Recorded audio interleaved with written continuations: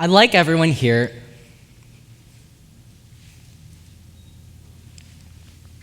to meet Cecilia Polanco. Polanco's family moved here from El Salvador, and they weren't able to finish school. However, this didn't stop her from taking AP classes at her school, but this didn't make her much different than any of her peers.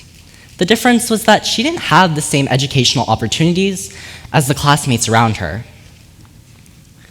Fast forward a few years, and she was applying to college and received results from the University of North Carolina at Chapel Hill. She received a full tuition scholarship to this college. However, her peers weren't always so happy about this. They said that she only got in because of affirmative action. However, this wasn't the case. UNC, like many other top colleges, uses an admissions process called race-conscious admissions. But what is that? And what's the difference between race-conscious admissions and affirmative action? Hi, my name is Segawa. I'm here to talk to you today about using race in the college admissions process.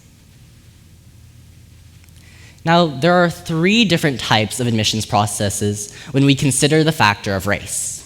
The first is affirmative action. It's where you admit a student on the basis of their race itself. The next is race-conscious admissions. It's when you consider race as a factor, but there are still many others to look at. And the last is race-neutral, when we eliminate the factor of race altogether. As you can see, there's an inverse relationship between how diverse each of these policies will make an incoming college class and the extent to which race plays into the admissions process. The central question then becomes, how can we balance the benefits that come with a diverse college class to the detriments that come with advantaging a certain race over the other?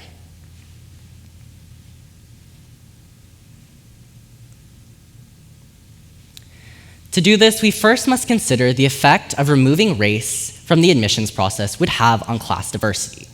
Let's look at an example from Harvard's admissions data. Their white American representation would increase from 40 to 48%. Their Asian American representation, 24 to 27%. Hispanic representation from 14 to 9%, and African American representation from 14 to 6%. Now, this, by all means, would fail Harvard's diversity goals. And also, Elizabeth Prelogger brought up in the Harvard admissions lawsuit that college is the training ground for America's future leaders, and thus will impact how diverse our corporate field is, our American military, and medical America. In corporate America, companies with above average total diversity have a 19% higher innovation revenue. In the American military, diversity is a national security imperative. During the Vietnam War, there were over 300 race-related internal disturbances caused from the non-diverse officer corps, leading to 71 American deaths. In medical America, patients of the same race are 9% more likely to bring up personal matters or health issues unrelated to their screening, a huge step in preventative care.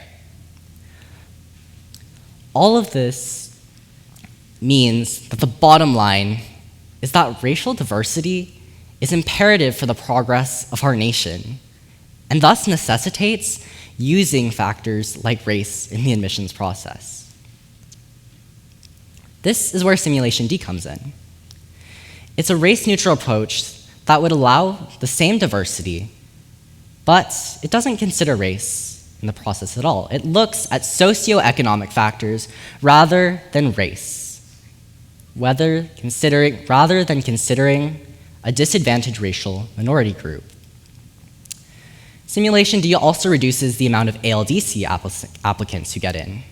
ALDC standing for those who are recruited athletes, those who are legacy applicants, those on the dean's list, and also those who are the children of staff members at their college. It would decrease the percentage of economically advantaged from 82 to 51%. It would also increase both Hispanic and Asian American representation in these colleges.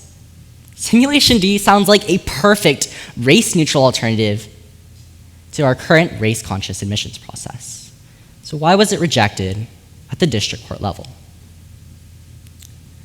Well, Harvard responded that it distorted almost every aspect of their admissions process. It would make the SAT less important, thus decreasing how objective their admissions process already is. Moreover, it wouldn't be more diverse for everyone. African American representation would still decrease from 14 to 10%. As Supreme Court Justice Elena Kagan said, all of us would rather achieve our racial diversity goals through race-neutral means. However, the question is, when those race-neutral means don't get you there, are we prevented from taking race into account? Now, all of this to say that we shouldn't jump towards the other side. We shouldn't love affirmative action. There are detriments to admitting students solely based on their race. The most crippling being that the very significant accomplishments of disadvantaged racial minority students can become compromised by phrases like, so-and-so only got in because of their race. It discredits the racially disadvantaged minority students who got into their college dreams and worked so hard to get in, just as hard as their white peers, or even harder. Under race-conscious admissions, there are a plethora of factors that come into account, including socioeconomic background and how rigorous one's high school is, and many, many, many, many more. As you can see behind me, these are all of Harvard's factors. What this system does is it looks at students who are already so similar in terms of their grades, extracurriculars, and test scores that they must use other factors to consider whether they're going to accept that applicant or not. And race just gives us another way to look at whether the applicant is qualified or not, and race is just another way to look at the context behind their circumstances. Albeit, this system still isn't a perfectly equal system. This system is far from reaching a perfectly equal society that our American nation dreams for. We must recognize that race-conscious admissions isn't a destination to a perfectly equal America, but it's simply a road to get us there. As for Cecilia Polanco, she used her opportunity given to her by UNC to start a pupusa business, to become the executive director of several nonprofits, and to win awards such as the Martin Luther King Jr. Scholarship, the Academico Award, the Latino Diamante Award. It's stories like Polanco's that remind us that we must consider and give opportunities to those of everyone so that we can look at everyone's potential, regardless of their background. As a final reminder, race-conscious admissions isn't permanent. It's not here to stay.